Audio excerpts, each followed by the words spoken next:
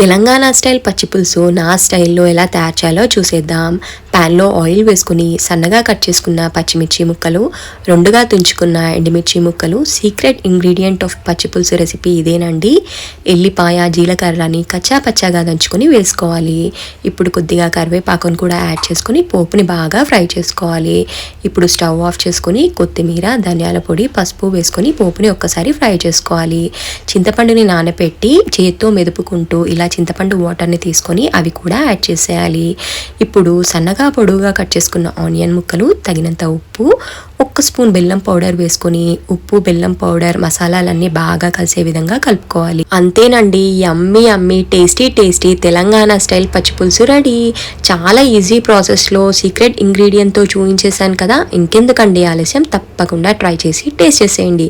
నా వీడియోస్ నచ్చితే ఏం చేయాలో తెలుసు కదా, like, share and subscribe to my channel.